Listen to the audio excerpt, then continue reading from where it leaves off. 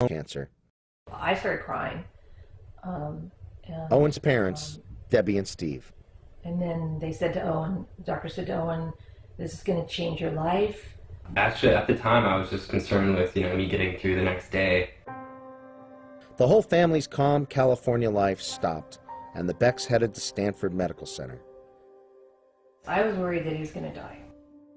17 years old, your life's just stopped. Chemotherapy began right away, and the chemicals attacked Owen's hair follicles, stomach cells, and mouth. So I got a bunch of mouth sores, which was very painful. Couldn't eat very much. And then it destroys your appetite. And then whatever you can eat, you throw up. And for Owen the athlete, yet another blow. Doctors amputated his leg to try to stop the cancer from spreading. When I woke up from surgery, it kind of felt like my leg was still there. And pull it all up and slide it right into the sea leg. Owen was introduced to a bizarre new agony called phantom pain. Felt like someone had driven, thousands of nails into where my leg would be.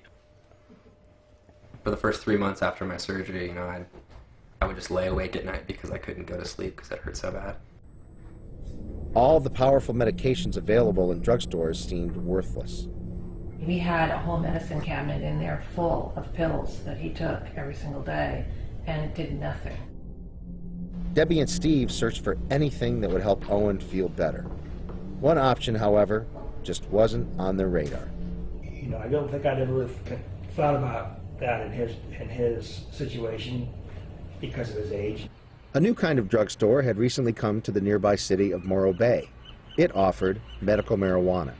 State government allows for medical marijuana, and local officials welcomed the new dispensary and its owner, Charlie Lynch.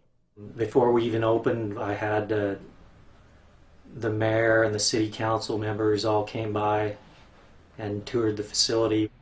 That's the mayor, shaking Lynch's hand at the ribbon-cutting ceremony. The new dispensary helped spark discussion between Owen and his dad. I was just talking one day with my dad, and we brought up the subject of it. And it was like, if that'll work, that's what we're going to do. The Becks knew that many people think it's inappropriate to give medical marijuana to a minor. In fact, again and again, the local sheriff has made it clear that he doesn't want medical marijuana dispensaries in his county. It is not in the best interest of a community that prides itself in providing a healthy family environment. But the Becks weren't concerned with what other people thought. They were focused on helping their son. You're going to do what you need to do to help your child. So the Becks got a written doctor recommendation and headed to Lynch's dispensary. Since Owen was 17, one of his parents would have to purchase the medical marijuana for him. He came in with his father.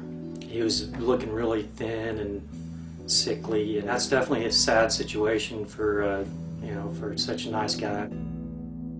Several times we would go in and Charlie would say, "You don't pay. We'll take care of it," because he was just kind of a compassionate kind of a guy.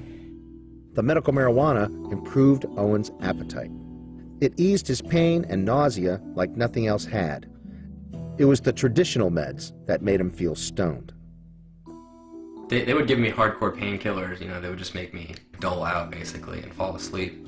But with the marijuana, I could do what I needed to do during the day and just not be in pain. I could be comfortable. Owen's experience is more than one person's anecdote. The medical benefits of marijuana, also known as cannabis, are well documented. Cannabis is amazingly useful. As a matter of fact, it's probably too useful for its own good. Dr. David Behrman has spent about 40 years treating patients and studying cannabis. When you see the list of things that cannabis can help, people say, "You're pulling my leg." So many prominent organizations look favorably upon medical marijuana. We know that cannabis has medicinal value, not only from the 5,000 years of experience, but from hundreds of studies that have been done at world-class institutions around the world. When Owen finally found something that was calming, it calmed the whole family down. But not all was calm in San Luis Obispo County. This is Action News at 11.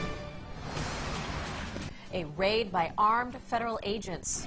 Local medical marijuana users will have to go elsewhere for the time being, after federal agents and sheriff's deputies shut off their supply. The Arroyo Grande home of dispensary operator Charles Lynch was also raided Thursday morning. They came in and threw me on the ground and rushed through the house like I was a criminal or something. Lynch was cuffed and brought to this federal detention center. How did it happen? The sheriff invited the DEA to raid Lynch's home and dispensary. Charlie Lynch was an easy target since medical marijuana is still illegal under federal law. And I had no idea how I was going to get out of jail. My family posted a $400,000 bail using their own personal property. Eventually, Lynch got out, but he was far from free. For many months, he's been under various forms of home detention. They applied a electronic monitoring system to my ankle. The device monitors Lynch's movements. If he leaves his house sometime other than during designated hours, federal agents will know. Each day, he spends 2 hours charging the ankle monitor. Since the charging cord is so short, he rigged up this extension cord to give himself access to a little more of his home. Without the extra slack, Charlie Lynch wouldn't even be able to use the restroom.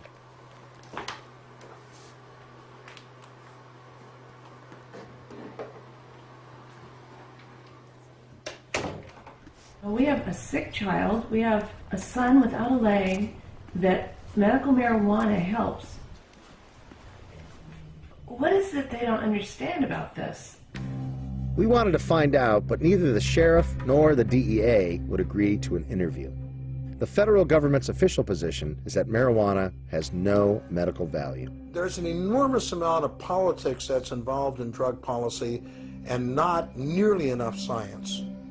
A pharmacist can fill prescriptions for medical amphetamines without getting raided. Doctors can even give patients medical cocaine. But medical marijuana, well, that's so dangerous, the DEA busts dispensaries with armed agents. The federal government is the disgrace to science on this issue. Today, Owen uses this cool robo-leg to get around. He's going to college, and his cancer is in remission. But the Becks still can't believe that Charlie Lynch is facing numerous federal charges. In fact, because Lynch had clients like Owen who are under age 21, he faces increased penalties. In California, the average sentence for first-degree murder is 20 years, but if convicted on all counts, Charlie Lynch could face a sentence of 100 years in prison. It's hard to imagine, you know, that they would want to do that to me. He's not a man that you would consider, you know, someone who needs to spend the rest of their life behind bars. He was just trying to help people. He had a prescription from a doctor at Stanford, and they took his stuff. These guys don't get it. The DEA continues to raid dispensaries all across California. There were 50 raids last year alone. Are we really helping minors by keeping them from medical marijuana at all costs? Or are we treating their parents like children?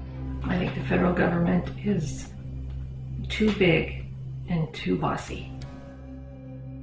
Charlie Lynch's trial is set for this summer. Jurors probably won't know that state and local laws allowed Lynch to run a dispensary. In a federal case, all that matters is federal law. For Reason.tv, I'm Drew Carey.